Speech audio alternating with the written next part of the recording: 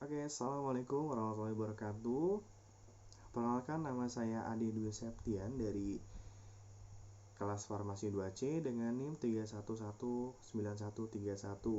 Pada kesempatan kali ini, saya akan mempresentasikan atau menjelaskan mengenai penyakit kulit.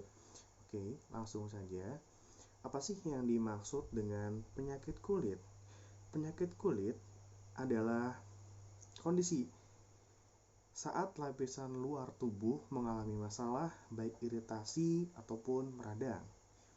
Kondisi ini juga bisa menyebabkan kulit gatal, bersisik, perih, bahkan hingga memerah. Biasanya, infeksi virus, bakteri, jamur, dan parasit menjadi penyebab utama dari penyakit kulit yang paling umum, seperti panu, kadas, kurap, herpes, dan masih banyak yang lainnya.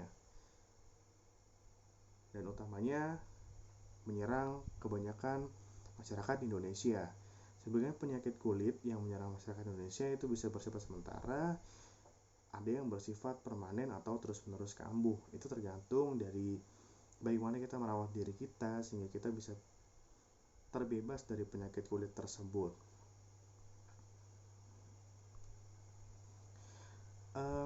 Di sini ada jenis-jenis penyakit kulit. Maksudnya, 3 faktor ini adalah faktor yang paling utama bisa timbul penyakit kulit, yaitu ada virus, bakteri, dan jamur. Nah, baik, langsung saya berikan contoh beberapa penyakit kulit. Di sini saya ambil 5 contoh saja. Yang pertama itu ada kudis, yang kedua itu ada jerawat, yang ketiga itu ada panu, yang keempat itu ada herpes, yang kelima itu ada kurap. Langsung saja kita ke penyakit yang pertama, yaitu kudis. Di sini saya sudah memberikan contoh bagaimana sih bentuk ketika kita terpapar penyakit kudis. Bisa dilihat itu seperti ada kayak cairan di dalam kulit kita.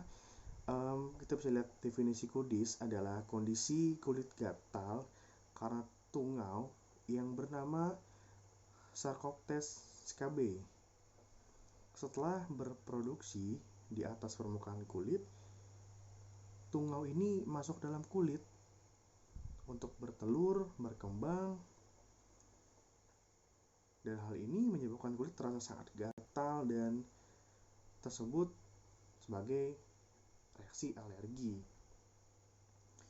Ini sering banget ada di masyarakat kita dan sangat sulit membedakan penyakit kudis ataupun kurap. Lalu penyakit kudis ini bisa diobati dengan Scabimet. Obat ini mengandung 5% permetrin. Permetrin ini bekerja dengan cara menghasilkan sel parasit sehingga membunuh tungau dan kutu serta telurnya. Jadi kalau misalnya kita mengobati kudis ini, kalau kita tidak menghasilkan sel parasit, tungau dan kutu beserta telurnya itu tidak akan sembuh, akan terus ada. Jadi ketika kita menggunakan permetrin 5% ini, mekanisme kerjanya adalah menghancurkan sel parasit, membunuh tungau dan kutu, bahkan sampai ke telurnya. Lalu bagaimana sih efek samping ketika menggunakan obat tersebut? Umumnya kalau kita menggunakan permetrin itu aman, tapi ada beberapa efek samping yang mungkin muncul setelah menggunakan obat tersebut, yaitu sensasi terbakar yang menyengat selama sementara waktu, serta pruritus atau rasa gatal di sebagian atau di seluruh tubuh. Itu tergantung dari masing-masing individu, karena efek samping ini tidak menentu di setiap individunya, tergantung dari ketahanan tubuh, tingkat ketahanan kulit, dan lain sebagainya. Oke, kita ke penyakit selanjutnya, yaitu jerawat. Nah, jerawat ini paling sering banget terjadi di masyarakat Indonesia, terutama yang mengalami pubertas. Itu pasti, apalagi khususnya wanita sebelum timbul atau munculnya menstruasi pasti banyak jerawat yang muncul. Nah, di sini saya akan menjelaskan.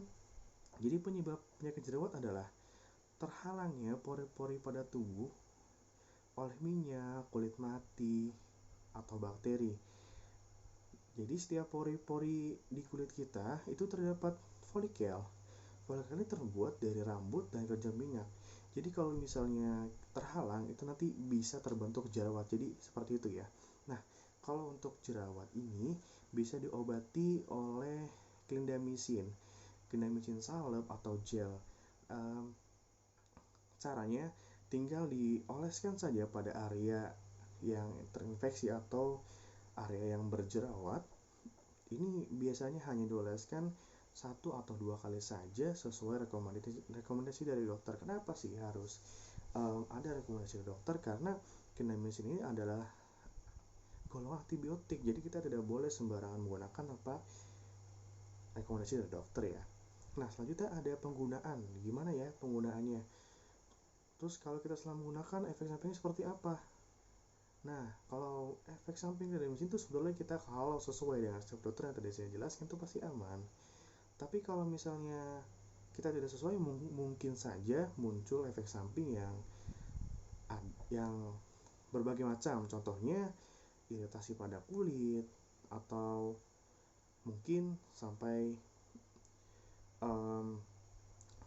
bahkan sampai kulitnya kemerah-merahan seperti itu. Makanya kita harus berhati-hati dalam menggunakan obat ini, jangan sampai tidak sesuai dengan anjuran dokter. Lanjutnya kita penyakit panu. Nah, penyakit panu ini juga sering banget biasanya tuh kalau kita kalau kata orang tua gitu ya, biasanya kalau kita habis panas-panasan jangan cuci muka dulu ya, nanti bisa jadi panuan. Nah, sini saya coba jelaskan. Jadi panu adalah jenis penyakit yang sangat umum dan biasanya terjadi pada semua orang. Panu akan membuat seseorang merasa sangat malu karena bercak putih yang akan terus menjembar. Panu juga termasuk bermacam-macam penyakit kulit yang disebabkan karena infeksi jamur yang menyerang pada pigmen kulit. Jadi jelas banget kalau misalnya panu itu dia bercak putih bisa dimanapun, apalagi kalau misalnya itu terlihat di bagian luar tubuh, contoh tangan, area wajah, kaki dan lain sebagainya. Itu pasti buat kita insecure atau membuat kita jadi minder. Makanya banyak banget orang ketika merasakan atau terkena penyakit ini itu pasti merasakan hal tersebut. Nah, gimana sih cara menyembuhkannya? Menggunakan obat apa sih? Di sini saya sudah berikan contoh, yaitu ada Fongidem. Cara pakainya simple, tinggal dioleskan saja di bagian atau yang terpapar oleh panu. Karena panu ini adalah jamur, jadi tidak dioleskan di tempat yang terkena panu saja, tapi di sekitar juga untuk menghindari jamur itu berkembang biak kembali. Nah, nanti efek samping itu seperti apa sih? Kandungan clotrimazole di dalam Fongidem ini bisa menyebabkan kulit gatal, perih, bahkan bisa sampai berasa seperti terbakar, lalu kering, kemerahan, atau muncul benjolan seperti jerawat. Bila gejala efek samping tersebut tidak kunjung sembuh, bisa dilakukan pemeriksaan ke dokter, karena obat dari Fongidem sendiri ini adalah berlogo biru, artinya obat bebas terbatas, jadi tidak perlu resep dari dokter, bisa dibeli di apotek manapun. Tapi kalau misalnya terjadi efek samping yang tadi setelah saya sebutkan, itu bisa langsung ke dokter untuk konsultasi kenapa sih lebih lanjutnya, seperti itu ya. Lalu ada herpes. Nah, herpes ini adalah penyakit kulit yang disebabkan oleh virus. Herpes dapat menyebabkan kulit menjadi ruam. Penyakit ini sangat mengganggu karena biasanya menyebabkan sakit, bahkan sampai demam pada penderitanya. Penyebab penyakit herpes ini adalah virus, yaitu virus varicella. Lalu saya berikan contoh pengobatan ketika kita terkena herpes, yaitu menggunakan acyclovir 5%, bentuknya krim. Cara pakainya itu dioleskan saja ke bagian yang terkena herpes, tapi sebelum menggunakan salep atau krim acyclovir, Jangan lupa membersihkan dulu, lalu keringkan area kulit yang terkena herpes, lalu baru dioleskan. Dioleskan secara perlahan sehingga menutupi area yang terinfeksi. Olesnya juga tipis-tipis saja, jangan terlalu tebal ya. Nah, apa sih efek samping yang ditimbulkan ketika kita menggunakan obat tersebut? Yang pertama itu bisa bibirnya pecah-pecah, kulit kering atau mau lepas, nyeri dengan rasa terbakar di kulit, gatal, kemerahan, iritasi di area yang diolesi, lalu yang terakhir ada pembengkakan wajah dan tungkai atau sulit bernapas dan menelan. Nah, efek samping tersebut bisa terjadi kalau kita terlalu berlebihan makanya, atau mungkin dari orang tersebut tidak cocok dengan obat ini. Makanya kalau terjadi efek samping seperti ini bisa lanjut atau dikonsultasikan dengan dokter. Nah, selanjutnya ada kurap. Kurap ini merupakan salah satu macam penyakit kulit yang sering diderita banyak orang. Penyebab kurap adalah jamur atau bakteri yang menempel pada lapisan kulit luar. Gejala-gejalanya ya bisa lihat dari warna kulit yang berubah menjadi merah, bersisik, serta rasa gatal yang tidak tertahankan. Ini sangat sulit dibedakan dengan kandas yang tadi sudah saya jelaskan di poin yang pertama. Lalu saya sudah kasih contoh di sini bagaimana sih kita menyembuhkannya, yaitu dengan menggunakan obat ketoconazole.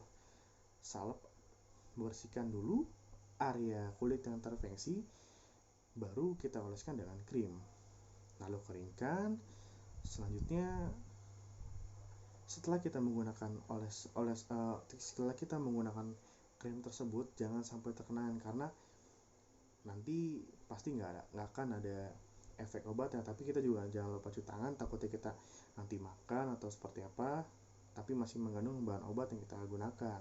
Lalu efek sampingnya itu bisa mual, muntah, sakit kepala, mata sensitif terhadap cahaya, perubahan suasana hati, depresi, diare, penurunan berat badan, perubahan saturasi, bahkan sampai libido pada laki-laki atau perempuan. Oke, baik. Sampai di sini saja penjelasan dari saya. Kurang lebihnya mohon maaf. Kurang dari saya lebihnya Allah Subhanahu wa taala. Sekali lagi saya mohon maaf apabila ada kata-kata yang kurang atau dari penjelasan yang salah. Terima kasih atas perhatiannya. Assalamualaikum warahmatullahi wabarakatuh.